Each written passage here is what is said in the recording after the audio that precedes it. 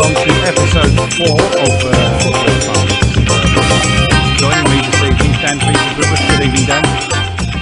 Good evening. And Ryan Scott sitting there in a world of flowers. That's the only way to describe what's going on there.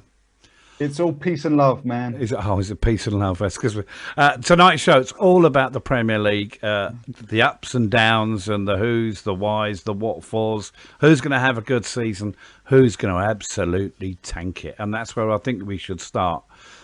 Teams that we think favourites for relegation. There's a few that's straight away, you're looking at the teams that come up, aren't you? Straight away.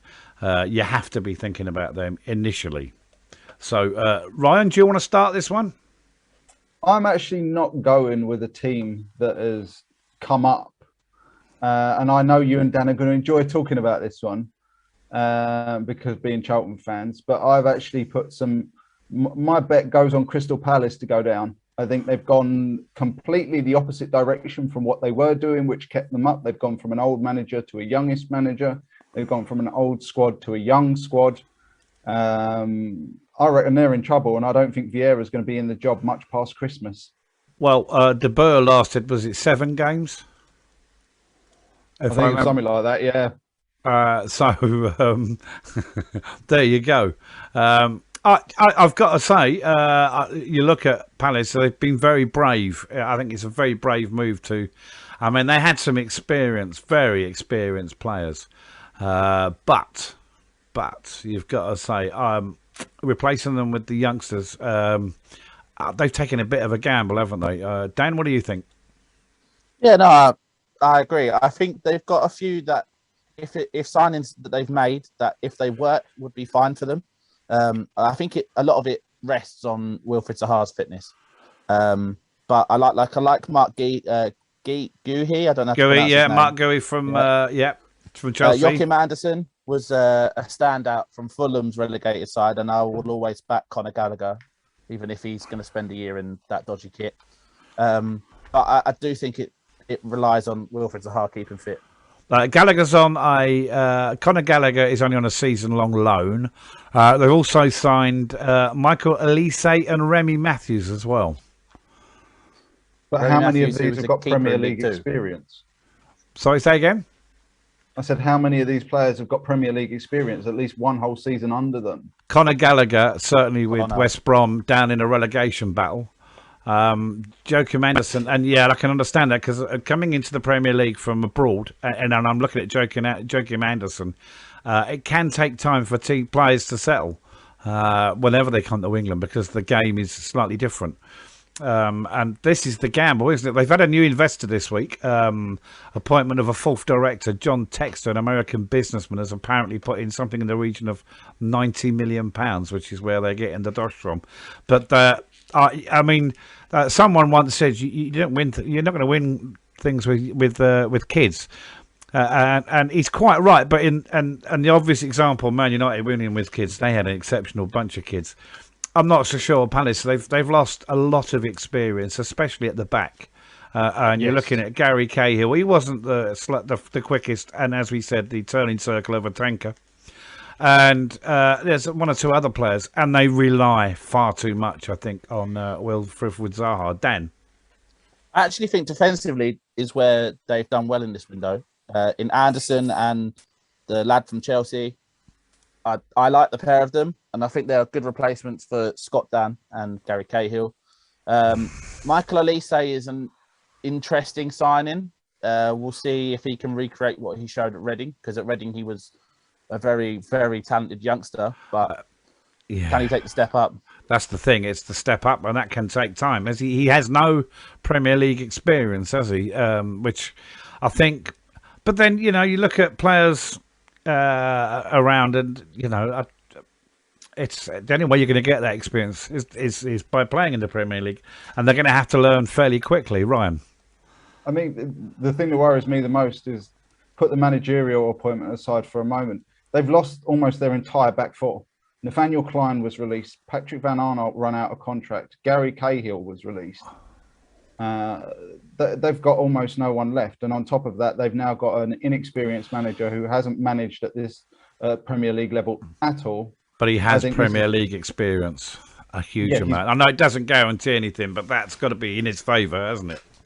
As a player, yes. As a manager, no. And now all the experience has gone from the squad, and they've brought in kids to replace them. I think this is a gamble too far for Crystal Palace, and I think this will end in relegation. Okay. I mean, I've got them down as a team that I think will flirt seriously, have a serious flirt with. They'll be showing their knickers at the relegation. Whether or not they drop their knickers and drop the league, I don't know, but I think they'll be flashing their knickers at some stage because I don't think they've got enough.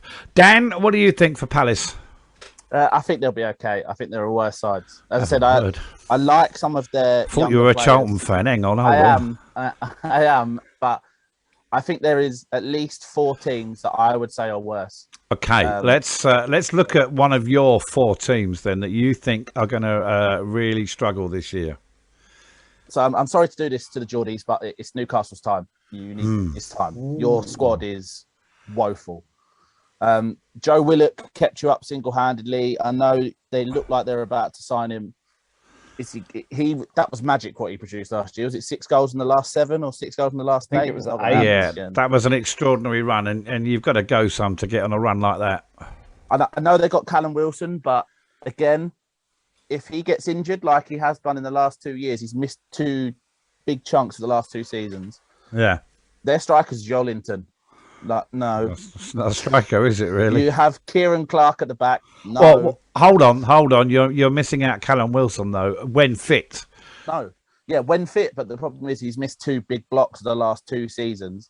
Can you safely say that he's going to be playing enough to make a difference? Yeah. Last season, the reason they stayed up was Joe Willock scoring goals from midfield.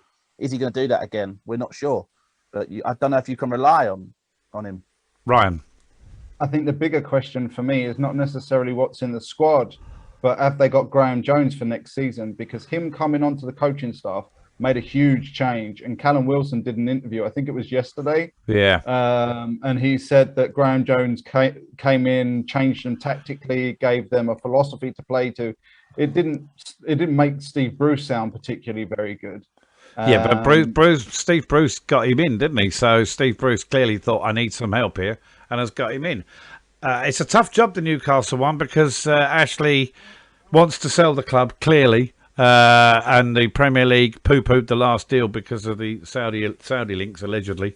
And he's just paying out. He's just giving them. There's no real transfer budget there, is there? So they can't really go out and sign the players they need that would. And you can understand the frustration of the supporters, but then they're in the Premier League still, so I know they want to try being a Bury fan or a fan of a club that's struggling. Ryan. Well, to be fair, they have just splashed out 22 million quid on Willock. It's not a lot. So Premier League standards, is it? Somewhere. Yeah, it's not a lot. Premier League standards. Have some money. It's not like they're picking up freebies and hoping for the best. I personally, I think Newcastle will be all right. I think they'll. If I think the problem with Newcastle, if they don't have a good start, I think Steve Bruce is going to be under pressure from the fans, and I think he'll be under pressure from the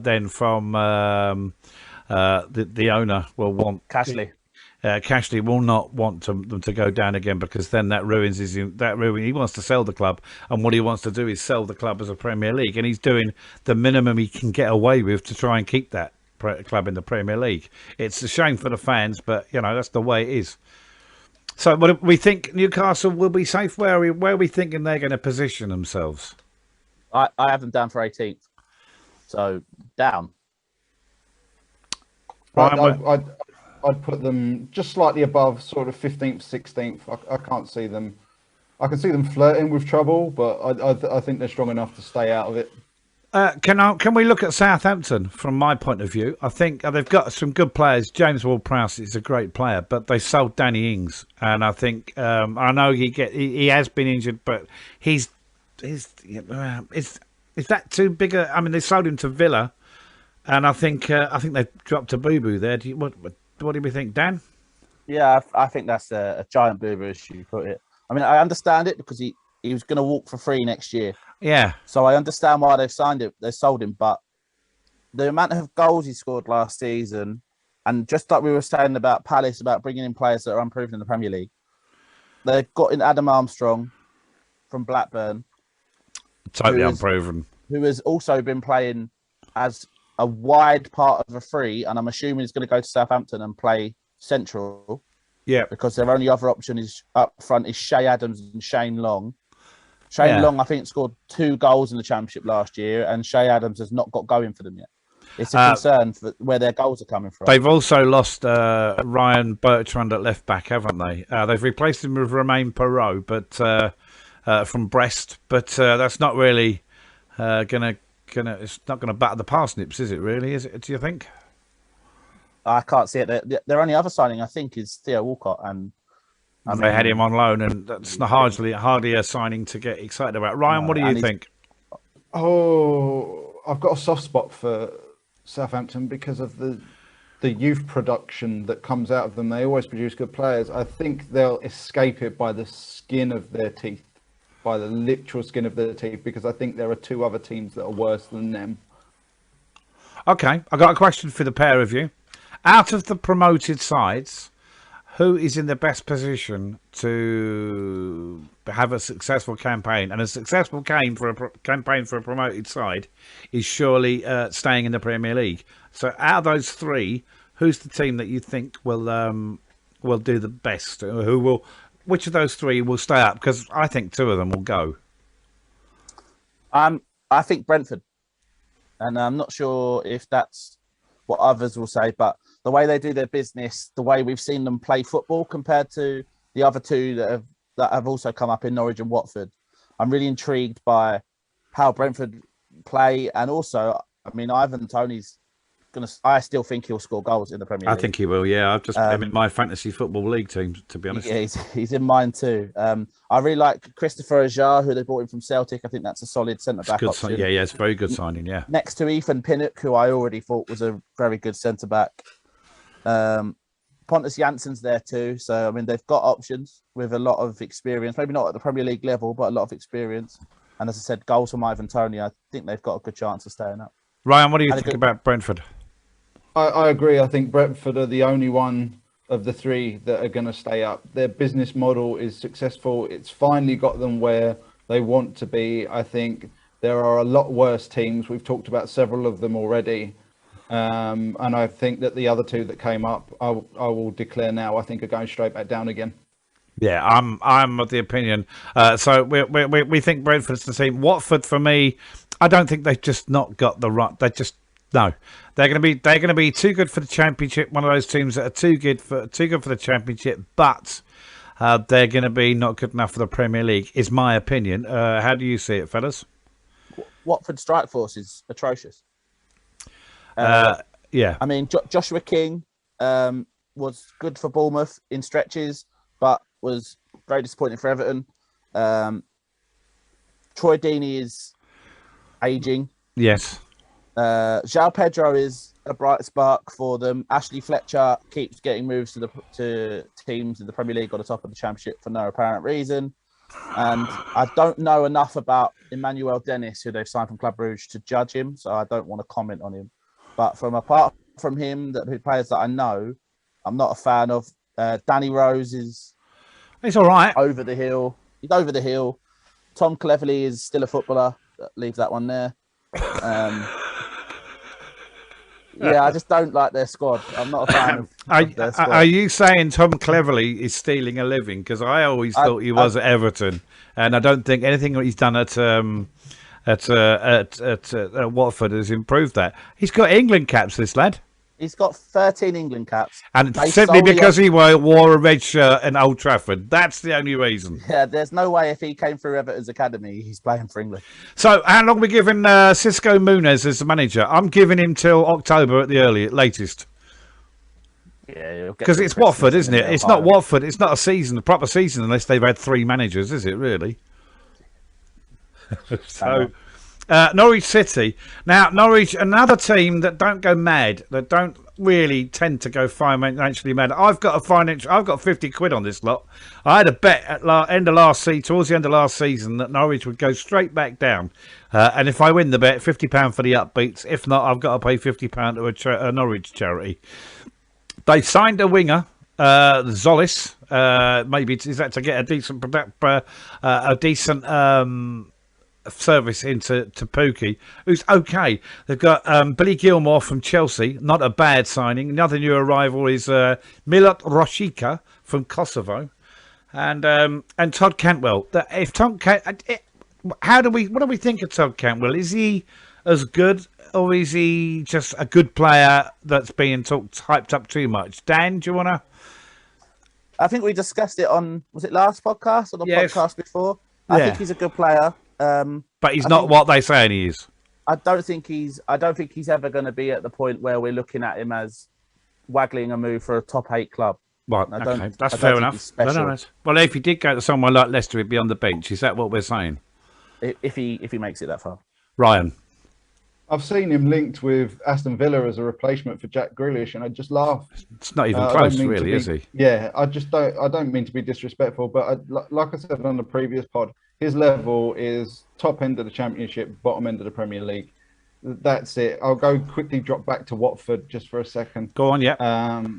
Their signings, I think, just sum up everything. I know Dan poo-pooed Danny Rose. I still think Danny Rose is a decent pro to have around if you're coming up from the Premier League. Yeah. I would have chucked in Nathaniel Klein as well if I was the Watford manager to buy. He's still at Palace. Free. Is he still? Have they re-signed him? Yeah. Okay, that's good. But yeah, no, their signings. You go 1 minute you're signing Danny Rose, a seasoned professional, and then the next you're signing Ashley Fletcher.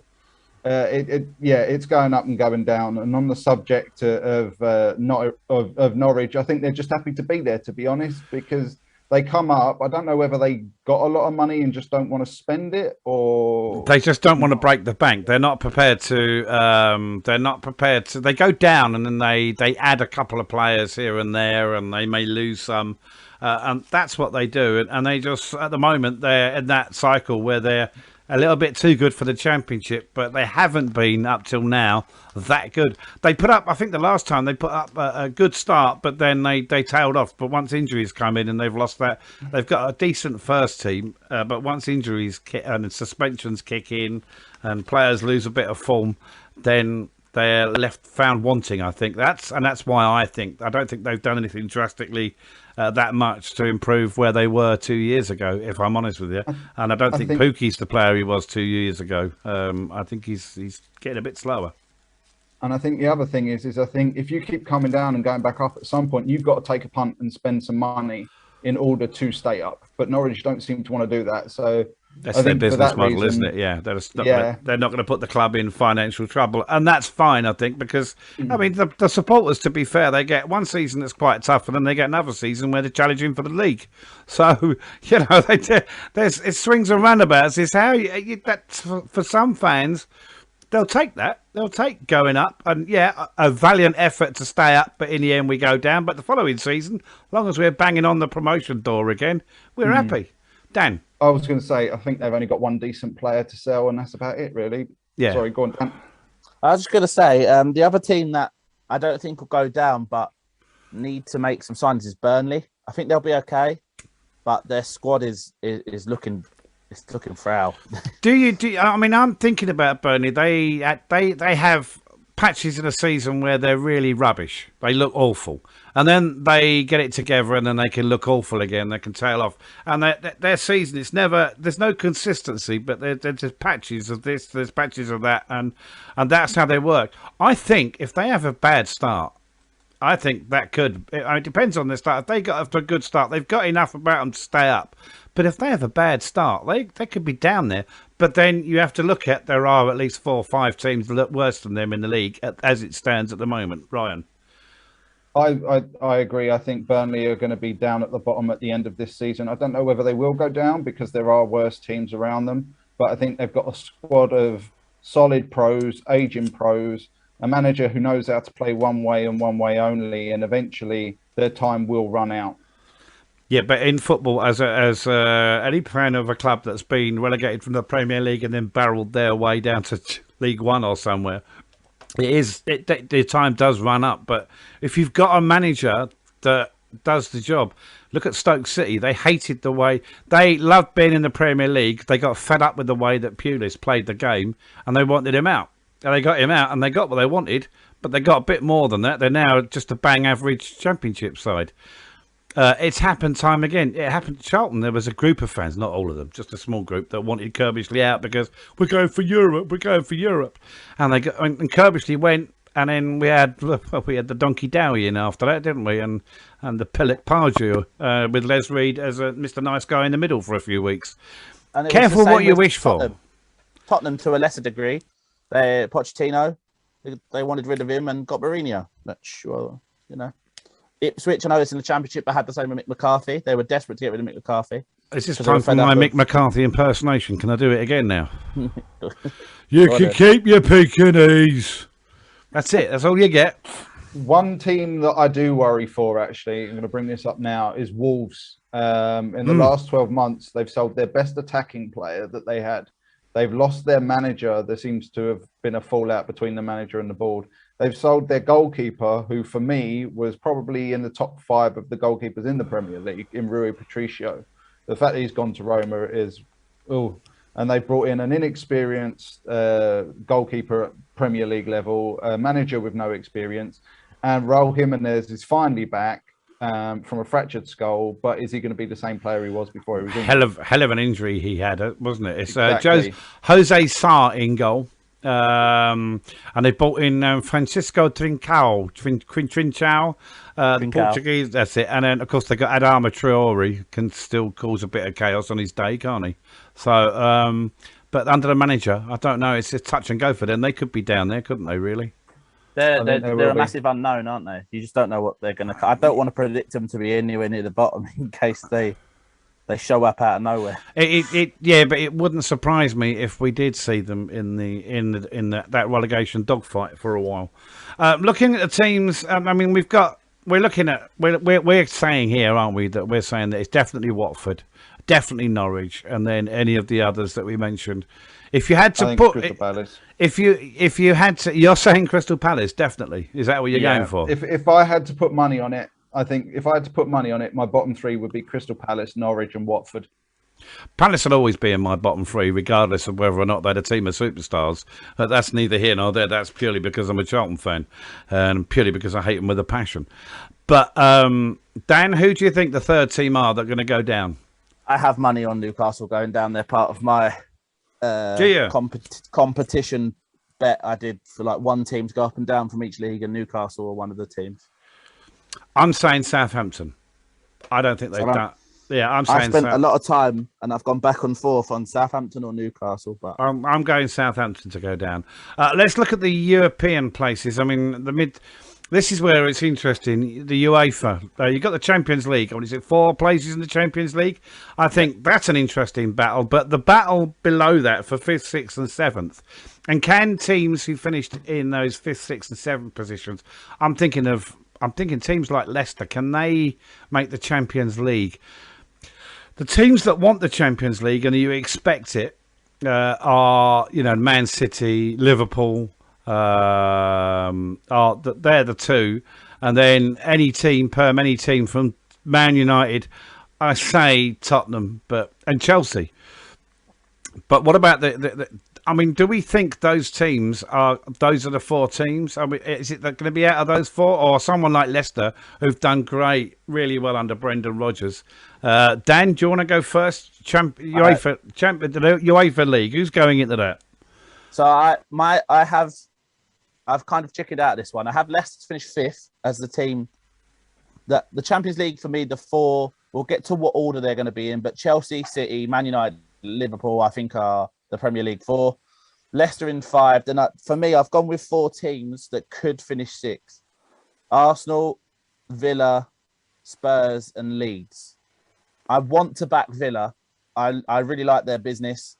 I wouldn't be shocked to see Arsenal. I'll probably go with Arsenal. I don't think Arsenal will. I genuinely think Villa will have every chance to fight Arsenal for that 6th spot. I think if it comes to a straight fight between Villa and Arsenal for a spot in Europe, I fancy Villa because I think Arsenal's just for me, they're relying on Lacazette and Aubameyang, and to me, they're not at it really. They haven't been. They weren't last season. I think they stunk the place out for my money. They should be much better than they are.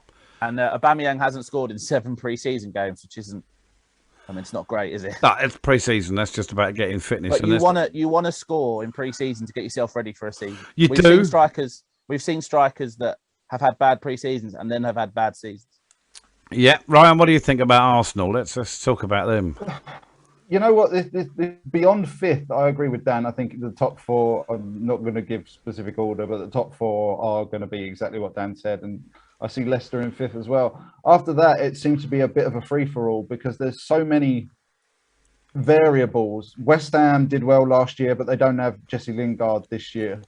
What's going to happen to Harry Kane at Tottenham? Is he still going to be there? Because at the moment, it looks like he is. That's crucial for Tottenham. But having a player, and I don't care what the contract situation, he doesn't want to be there. That's what I think's clear. I think, and that's the worst thing for a player. He's got his own personal pride, but will that take the edge off of him? And will that mean that Tottenham don't get the return? And if they don't get the return, they're going to struggle to be in that top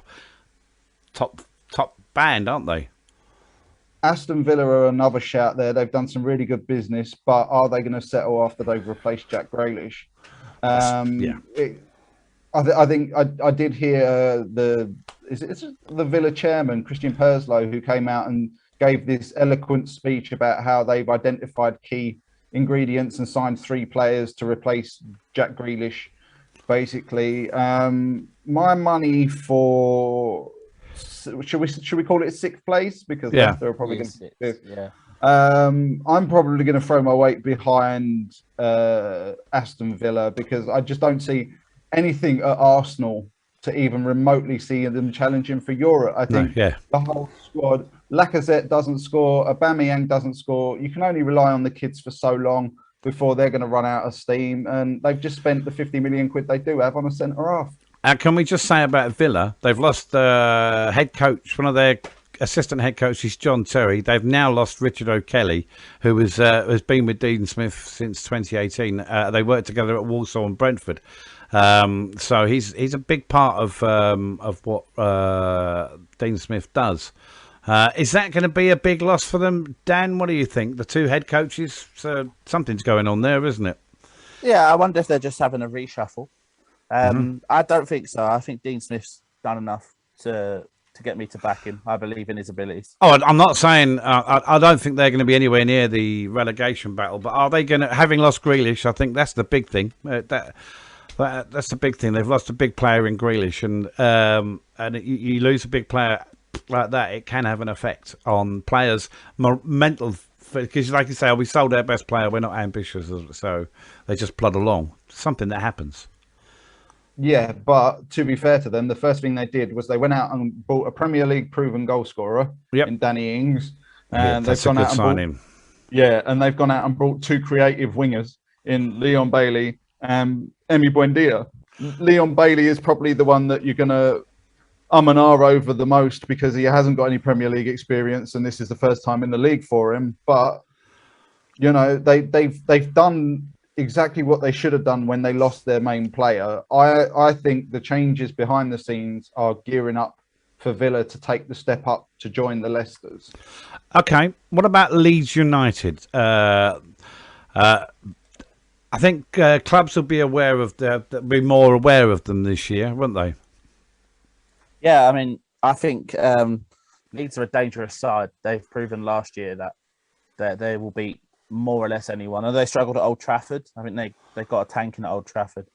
5 or 6-0. But with Bielsa, he's a bit of a maverick, isn't he? You don't really know what you're going to get. It's the sort of manager that you think he could walk out at any minute. A matter of principle, and he'd go. Yeah, but I think he signed a new contract today. Right, that's good. It was good. Announced literally about an hour ago. So, yeah, they've got some tidy players. I'm a fan of Rafinha on the wing. And they've got Calvin Phillips if they can keep hold of him over the season. For a long time, I've not been Patrick Bamford's biggest fan, but he did all right last year to prove to me that he's got something. So I have a feeling they'll be okay. I'm personally not sure they're at that level. They might be just underneath it, but they're definitely in consideration. Top 10, but on the fringes of Europe. Yeah. Also, I just want to mention, because I know it's something that Ryan wanted to say. Everton, if there's any Everton fans out there, I'm really sorry, but it's not your year. No, mid-table mediocrity is beckoning for Everton. On the subject of Leeds, I think top 10 might make just below the European places, but I don't expect too much out of them. On the subject of Everton, this one this is, I can only see this being a disaster from start to finish. Who on earth on the Everton board thought it was a smart idea to appoint Rafa Benitez as the Everton manager? We saw what happened at Chelsea. He slagged off Chelsea when he was Liverpool manager. He then went and managed it. The fans hated him, didn't want him there, wanted him out. And then someone thought, oh, I know, we'll copy that. We'll go and do that for Everton. And on the same note, we'll give him no money. So you're going to sign Andros Townsend on a free. And Damari Gray, I think it was, has come back over from Germany. Dan, please, lads, go away with it. Yeah, I just had to say, in defence of Rafa Benitez, at least he won a European trophy at Chelsea. I think Rafa Benitez going to Everton is worse than Rafa Benitez going to Chelsea. He's the former Liverpool manager, and he's signed for Liverpool's. I mean, Liverpool and Man United, but the rivalry is the fact that Everton hate Man United. Everton hate Liverpool. That's the big thing there, I think. I think he's onto an absolute loser. And if he's just signing, he's doing it because it's another big payday. That's terrible. And it'll end in tears. Dan. Do we know who's actually making Everton's business? Who does Everton's business? Is it the manager, or is it? Do they have a person in charge? Everton's quite a quiet club. I can't see Benitez going in there and not having a say. I really can't see that. Those signings, as Ryan said, they're terrible. Andros Townsend is past it. Asmir Begovic is your backup keeper, because I take it they've let go of Stecklenburg. Damari Gray went to Germany, has been there 6 months and has left already. Something's not right there. And I don't think their squad in general is good enough. It sounds like Rafa Benitez is going to tell James Rodriguez he can go. And we won't get into Gylfi Sigurdsson's alleged situation. There's not much of a squad there, is there? Ryan? No, there's not. I don't know if Marcel Brands is still the director of football there or not, because he was. I don't know if he is the one who has said, yeah, let's get Rafa Benitez. It seems to be a case of, we had Carlo Ancelotti, we need another big name. I can't see him being there for longer than 3 to 6 months before this just goes horribly, horribly wrong. Are we tipping for Everton to flirt with the relegation here? Is this what you're doing, fellas? Because that's what's got to happen for Benitez to be ejected, I would suspect. I don't think it'll be relegation. I don't expect them to finish in the top half of the table. But do you think are they? What I'm saying is, are they going to at some stage? Are they going to be flirting with relegation? I'm not saying they're going to get relegated. What I'm saying is, are they going to flirt with it? Are they going to bat their eyes and say, "Hello, sweetie"? I think they've got enough to keep themselves clear of that. If Calvert-Lewin repeats his form, that'll do it. They've got enough. I think Richarlison is not the player that maybe he's spoken about, but I think, again, will do enough to keep them out of any relegation trouble. Okay, let's look at a team that were the champions previously, but lost it last year, mainly because they pretty much had no central defenders for the best part of the season, with Van Dijk and Gomez out. Liverpool, not too much in the way of business has there been? What do we think? Oh, Konate, obviously, from Leipzig. I still think they're lacking. They've just sold Shaqiri today as well to Lyon. I really still feel they're lacking. If something's not quite working, I'm not Roberto Firmino's biggest fan. I get what he does for Klopp and system, but I'm just concerned that he maybe isn't the player he was, or that they could do with another forward, because Divock Origi doesn't cut it.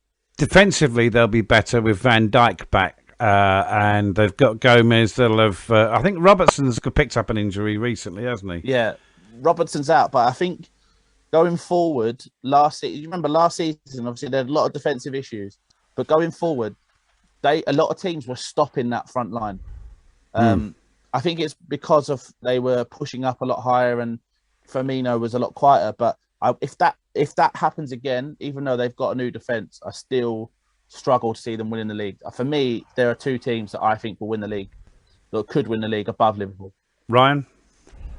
On the subject of Liverpool, I've got them to finish fourth. I think having their defenders back will help.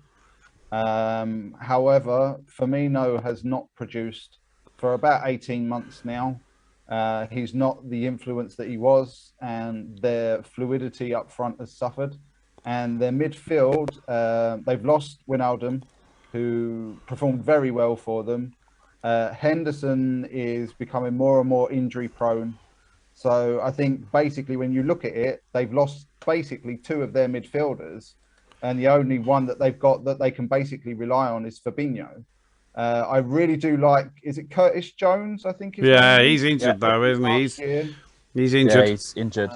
I really do like him, but I think he's young. I'm not convinced about. Yeah, I'm not convinced about Thiago either. Maybe he needs a solid season in place of Wijnaldum. What's that, Dan? I forgot about Thiago. But he's also what, pushing 30, maybe 30? Yeah, I think he is 30. I think they need a new striker. I know they've got Jota, but I think they need a new striker, and I think they need a new central midfielder.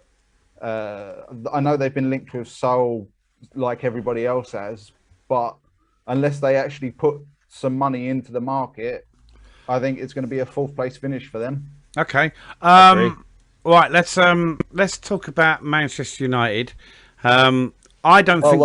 Before we talk about Man United, someone needs to state their interest.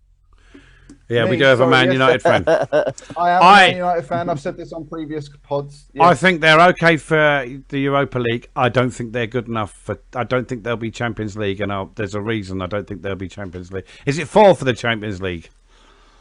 Yeah. Yes, fourth and up. Oh, they'll get fourth then. They'll get fourth. Yeah, it's fine. They'll get fourth. I also have them fourth, so I have them fourth too. Come on, lads, give me your reasons why they're going to be fourth. Go on. I can't stand their midfield. Yeah, the midfield sucks to high heaven. I'm sorry, McTominay and Fred. No. Nah. McTominay and somebody else, but not McTominay and Fred. I like McTominay. Yeah. I love him. He's one of my first signings on Football Manager when I'm trying to manage a team I want to get into Premier League. But, yeah.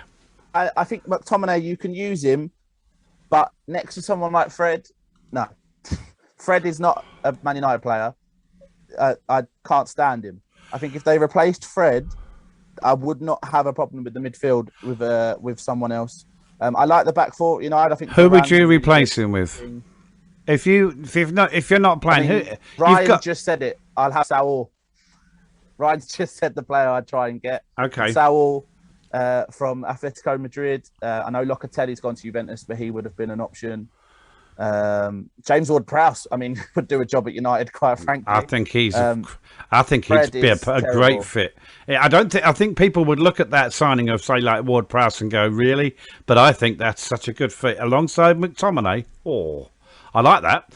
They bought Rafael Varane from Real Madrid and Jadon Sancho from Borussia Dortmund. Sancho, who was underused at the Euros. But he is a quality player, isn't he? And he started out at Man City. That's really going to go down well with the Man City fans that he's now at Man U. Dan, before we go to the Man United expert for his opinion. I mean, he spent time with Man City, but technically from Watford's academy. Can I just point out a weakness, I think, with Man United? David De Gea, I don't think he's anywhere as good as people say. He's just got mistakes in him, left, right and centre, and I just don't. I think he's there. I just think he's just not good enough. I don't think he's... going to start him off now. I just don't think he's a... I don't care. Just don't think he's a Man United goalkeeper. He's a good goalkeeper, but you need to be a little bit better if you're going to challenge for the title. He's a good keeper, but he makes too many mistakes. And I think they just put a carrot in front of him and let him chase after it because I think he's a bit of a donkey. Ryan, it's over to you. Good luck with that one. Should we sit back and go? Right, we can go and put the kettle on, Dan. See you in a minute. I'll be back in a while. Let's go. Right, well, I will agree on a lot of stuff here. Let's start with De Gea first. De Gea hasn't been De Gea of old for about 3 years now. Dean Henderson is unquestionably, I think, Ole Gunnar Solskjaer's number one for this season. He proved it last year. I think I think he's got a little bit of mental adjusting to do, because he gave an interview and he said that he was exhausted coming to the end of last season, and that's why he got injured, because he was constantly trying to battle De Gea to keep the #1 jersey. So I think he's got some mentally adjusting to do. I'm a bit surprised. Well, hang on. That to me seems to be making excuses before he fails. No, not really, because if you think about it, that's his first season at Man United as competing for a place. So it's a new experience for him. Prior to that, he was at Sheffield United and took the league by storm. Look at what happened to Sheffield United the minute he left.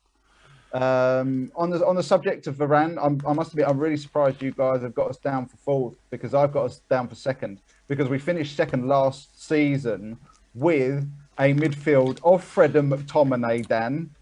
And since then, we've gone and added one of the best wingers in the Bundesliga and one of the hottest prospects and one of the best centre-halves in the world. You only finished second last season because Liverpool had no defence and Chelsea couldn't hit a cow's arse with a banjo. That's the reason you finished second next season. It's not happening this year.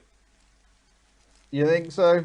I beg to disagree. I think for me, third and fourth could easily swap. I have Liverpool third, United fourth. It could easily swap. Yeah, I think the top two, I think, are a little bit above. I don't think Man U will be challenging. They might flatter their eyelashes again at the top spot and now and again, but I just think there are two teams that are a lot better than Man U. I think there is also one point that you're missing out on, is you're talking about teams coming back and being better than the previous years. Yeah, they will now take points off of each other. Which opens the door. I do think Man United need a better central midfield partner for Scott McTominay. I'm not having anyone bash Scott McTominay. Oh, no, I'm not bashing Scott McTominay. We're bashing Fred, I think you'll find. Yeah, but Dan was like, Scott McTominay, no. No, I mean, as a partnership. As a partnership with Fred. If you need to see, you're jumping to Scott McTominay's defence where there's nothing to defend. We're saying, and both of us agreed that someone like Ward-Prowse against McTominay gives you a stronger midfield. Nothing wrong with McTominay. He can do a good job, and he'll pop up with the odd screamer for you as well. But he needs someone alongside him who can be a bit more creative. Dan. I think Sorry, go on, Dan. I was going to say, on the Man United front, their results against the top teams are really good. My concern for them is what's been the concern for them in recent years is they can't beat Palace. They can't beat West Ham. They've struggled against like Southampton. Like if they can pick them games up, then they've got every chance. But in the recent years, it's those games that they've dropped points. The Southampton game, is that down to the kit they're wearing when they play Southampton? I just wondered. No. I do think Man United need a new central midfielder to partner McTominay. I think Pogba will be off. He lacks the tactical discipline to play in a 2 in midfield. So he's not going to be the partner for McTominay too often. I completely forgot about him. Fred gets in. I think we do need someone in central midfield. I do think we also need a striker, as much as Cavani can offer us in his last year in Europe. And as much as Mason Greenwood will do well up front, I still think we need someone up there. I would have actually gone for someone like an Abrahams as just to sort of like be an alternative option. What about Harry Kane as a Man United striker? It's not going to happen, but how good he's the man, surely, that you would need to push you to the. If you had Harry Kane up front, I think you'd be pushing for it then. I think the problem is I think if you look at Man United over the histories, there's always that big striker that they get linked to that they don't sign. We had it with Alan Shearer. We missed out on him. He was the goal scorer. We went and found an alternative. Looking sort of further down the line, we lost Van Nistelrooy and we got Zaha in, who did okay for us. I still think we're going to need a proven goal scorer for the upcoming season. That's why I don't think we'll be winning the league. Dan, I just want to test the waters. There's one Man United player that I think they need to sell more than Fred. Go on, Anthony Martial. Yeah, your time has come, my dear friend. Your time has come. How many years do you need to prove you've got it? You've shown it once. It's time. I will 100% agree with you. Me and Dan have had this conversation a lot of times, and in the past, I have stuck up for Anthony Martial vigorously, because when he first came to us, he was a young striker who did well in his first season. We then signed Ibrahimovic, took away his shirt number and chucked him on the wing for a couple of years. And then the season before last, he was moved back into the centre under Ole Gunnar Solskjaer and did very well. And then last season, he blew every good bit of well-being that every Man United fan had come up with. So I think it is time to move him on. Did you see the comment from his missus? Yeah, I think it was his missus made a comment like, Anthony Martial really, really wants to play for Real Madrid. I was like, yeah, get him to come in now. Yeah, Real Madrid, do they want Anthony Martial? To be honest, I don't care what his missus says. I only care about how he performs on the pitch. And last season, he didn't do it. I think he got 3 goals all season. The season before, I think he got about 15. It's nowhere near good enough to be in a Man United team. I grew up with players like Cantona and Hughes and Ruud van Nistelrooy and Andy Cole and Dwight York. Teddy Sheringham. Nowhere near that level. No, he's not. He wouldn't. Would he get in? Would he get in one of Man United's title-winning sides on a regular basis and contribute effectively? The answer is no, isn't it? Surely. No, he wouldn't even get. He wouldn't even get on the bench. The thing I'm intrigued to see for Man United, I'm intrigued to see Sancho, and I think he could have a really good season. But Harry Maguire last season, he came into the season on the back of a very troubled summer, and I think he was very iffy. But he went to the Euros and he's just a different player. And he's come back with that confidence. So alongside with the new signing from Madrid, I think he'll be good. Luke Shaw for me. Luke Shaw has settled now. He's got over that injury. He's got Mourinho out of his hair. Thank God for that, because Mourinho could have ruined him. As Mourinho likes to ruin. He goes to every club and he tries to ruin a player at every club. That's Mourinho's style. But I think Luke Shaw could have a great season for Man United. Dan? I think Maguire's season last year obviously had the off-field issues at the beginning, but also he's playing next to Victor Lindelof, who, when Man United signed him, was a right back. He was the only natural centre back in the starting 11 for the majority of the games. I think Harry Maguire is one of the best in the world. I think Man United for 4th, maybe 3rd, but no more. I don't think they're going to get in the top 2. Dan? Agree. I will agree. I will predict Man United will finish 2nd and will win a trophy of some sort this year. Right, we're going to put we're going to go put a proviso on there. Ryan is a Man United fan. We're looking at this. Dan and I we're looking at this, and he's been a rabid Man United fan for as long as I've known him. And I tried to get him out of it, but it's not worked. Although Dan made a bold attempt to get him to the Valley this week. It was succcul. Yeah, you got him to the attempt. Yeah, but we lost 1-0, so he's not allowed to go anymore. He's a jinx. But he's allowed to go. He's allowed to go. He's allowed to go when I come, so that we can the 3 of us can sit together, hopefully, and see a game, because we haven't done that since England played Georgia in the under-21s when Dan was about 6 months old. Do you remember? Oh, bloody hell! I'd forgotten. That was Dan's first ever game. 6 months old he was, less than that, because Richard Rufus was playing. The last game I remember taking Dan to, he must have been about 5 or 6, and we went to see Man United versus Charlton at the Valley, and I had to pretend for the whole game that I was a Charlton fan, because we were sat in a Charlton fan, and I had Ole Gunnar Solskjaer score 2 goals in front of me.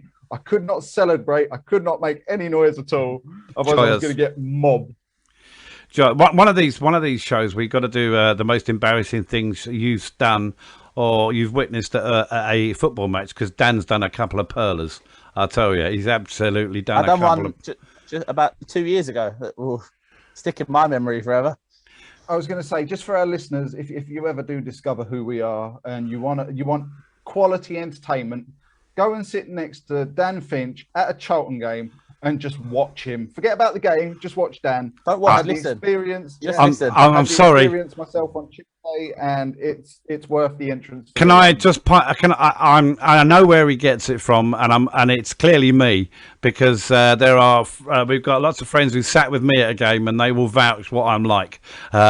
Despite the fact that I was the club commentator at Charlton, which when I first started doing it, Dan was thinking this isn't going to go well because his language is going to be appalling, and he's going to be having a go at everyone. And I was totally the opposite. Although I did get excited with one particular goal, which haunts me forever.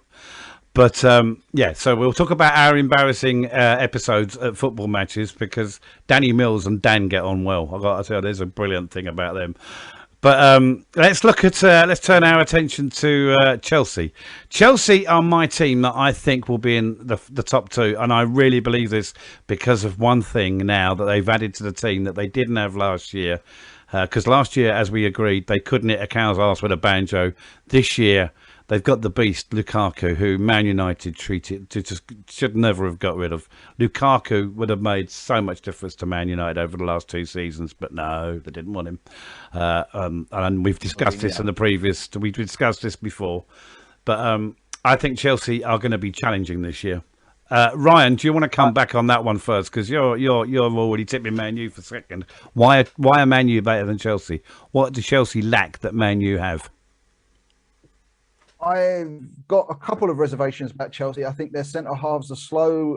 Anyone with pace getting behind them can get behind them. Their formation this year is going to be interesting because the signing of Lukaku actually brings a massive problem for Chelsea. Because last year they had Kai Havertz playing as a false 9 and they had the people either side of him coming in as the goal threat.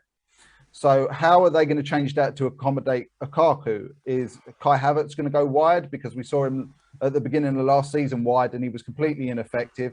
Is he going to play as a number 10? Are they going to play Lukaku wide coming in off of Havertz? They're not playing Lukaku wide. Lukaku's not going to Chelsea. They're not going to play Lukaku wide. He's going to be. No, he's not going to play wide. But that's how he plays for Inter. He comes in off of the right. Yeah, and that's probably why he's left Inter. Let's be honest. That's probably why he's left Inter. That's the reason. I think that's the reason why Chelsea have signed him, because they play a very similar style to Inter Milan. Plus, you've got to factor in. Then you've got to factor in that they've got a team. Timo Werner's got to play. Pulisic has got to play. They've got this massive squad. Where are you going to put all these players? And then you look at the central midfield. Rotate. It's very good for, but then you look at the central midfield. It's very good for protecting a back four. As we talked about Jorginho being very, very good at Euros and Kante as well is just a phenomenon. Kovacic does a very similar job to Jorginho. So Mason Mount, if they're going to play with 3 behind Lukaku, Mason Mount's going to have to drop into central midfield. So you're going to lose something from Mason Mount as well. Dan, I think they've made more problems for themselves.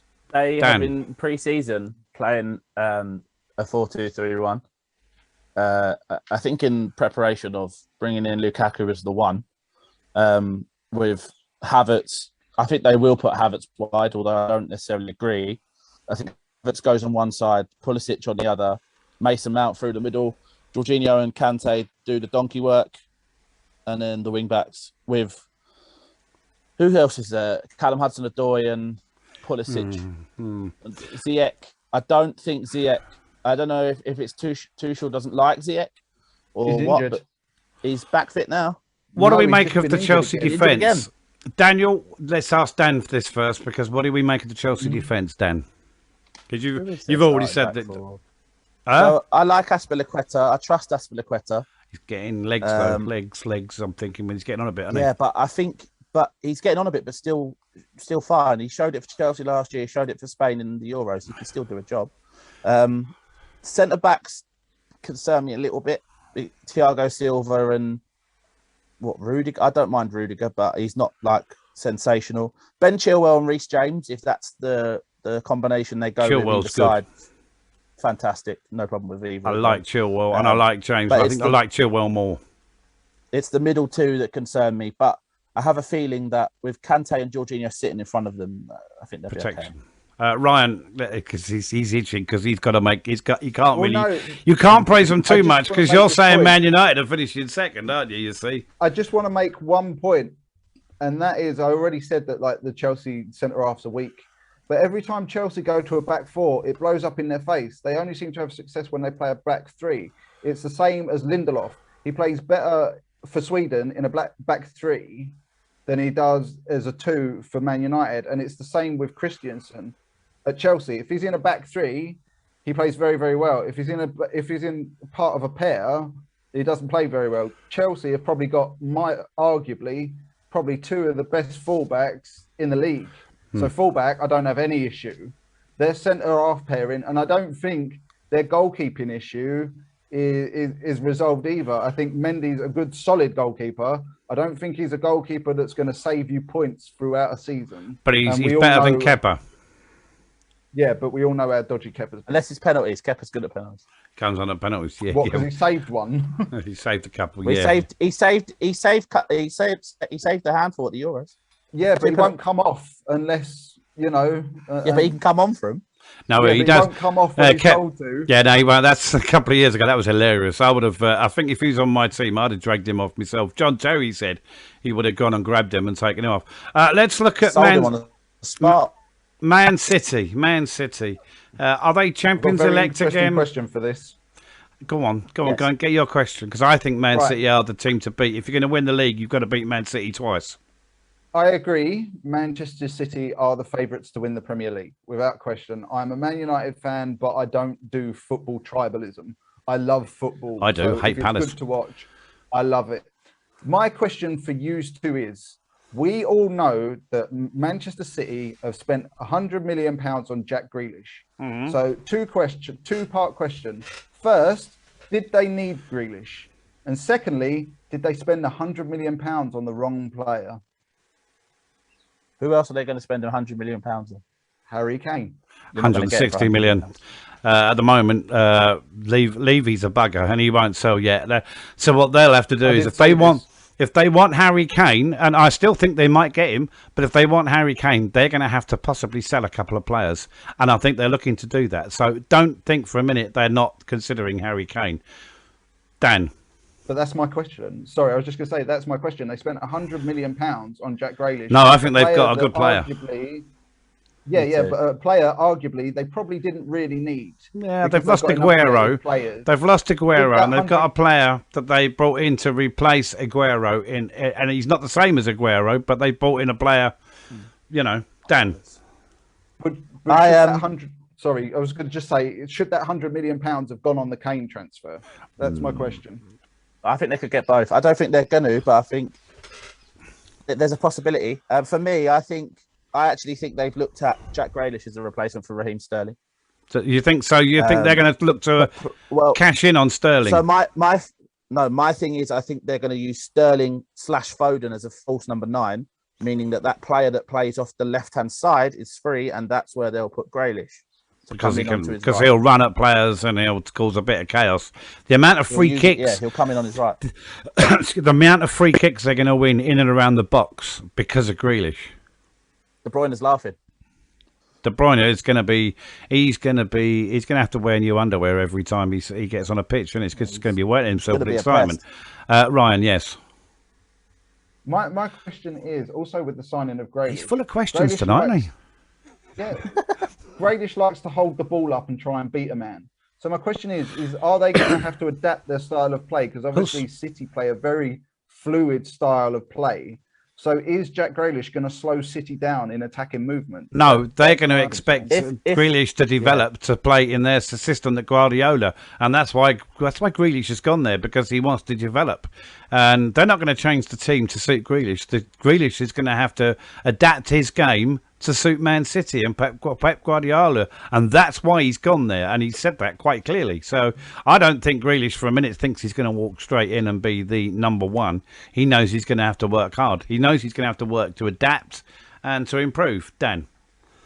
Well, we know that Pep expects his players to adapt. That's why Yaya Toure left. That's why he won't play Gabriel Jesus, because he said that Jesus won't do the work that he wants his number 9 to do. And he's a player... He's a player. Jesus is a player. I think they would happily sell or exchange to get another target if they needed to. Ryan's doesn't not. Want him. He's basically already said that he won't play Jesus because Jesus doesn't do the work. Ryan's bristling with indignation here. Look at this. Look at his face. I'm sorry. I just really want to stick up for Gabriel Jesus. You do it. Look at his goal scoring record for Manchester City. It's actually pretty good. So people talk about City not having a striker, but they've actually got a pretty good one on the bench. Yes, but as Dan's just said, Guardiola doesn't want him, and that's the key thing. He's going to be a make weight, possibly in a deal for someone else. Yeah, I mean, that was the original part of the Kane deal, wasn't it? That they take Jesus, and Tottenham supposedly said no because they want the money. But as I said, Pep has made his opinion, I think, on him quite. I agree. I think Jesus is a decent striker, but obviously Pep doesn't. And I think, and I want to give it. I think if he could get money, if he could get good money for Raheem Sterling, I think he'd take it. I don't think anyone's going to offer him. No, I don't see who's going to offer money for Raheem Sterling. Well, you could offer him out as an exchange in an exchange deal, couldn't you? Really, I suppose. But the wages, he's not going to be on cheap wages. No. But that was also rumoured to be part of the deal for Harry Kane as well. Rumoured, we don't know. So, but we don't know for sure whether it was. Who knows? We've got till the end of the month, haven't we? Before the window transfer closes, a lot of things could happen. If Harry Kane goes to the club privately and says, "Listen, I'm going. I don't care. You know, do sort it out. Get it sorted." Something could happen. There's still a lot of interesting thing is Tottenham play Man City, don't they? First game, if I remember rightly. Harry is that Kane right? Is Kane in the Nuno squad? Has said that. Nuno has said Harry Kane will be in the squad. Yeah. Oh, he said he's going to be in the squad. Nuno has said Harry Kane will be in the squad. I saw somewhere there was a bit of conjecture by a few journalists that Harry Kane deliberately kept himself back for a week so that he wouldn't be used in the game against Man City. I don't know whether that's true or not, and it's extreme. I mean, I've known of players getting themselves booked so they get Christmas off. I'm not mentioning Danny Mills by names, but you know. So, but I also just want, just before I go anywhere else, I think also Man City's defence needs a shout out. Ruben Diaz is a fantastic centre back, and John Stones new contract, much improved defender. He's much improved defender. He's adapted and he's listened to the manager, hasn't he? That's what he's done. Ryan's itching to get in here. He's not happy at all. It's all about Man City. There's no Man United. He's not happy. Look. I actually want to give a shout out to, I think, one of the most underrated players in that Manchester City side. And that is Zinchenko. I think he's massively, massively underrated by everyone. I remember when he was out injured for a while and they brought in several left backs to try and fill the void. There was Merlin Mendy and it was just, and as soon as he came back in, I think he just gives a better balance to City than some of the other options they've got. So I think give him a massive shout out. I'm a big fan of his. Excellent. So we think Man City are the best chance to win the league title, yes?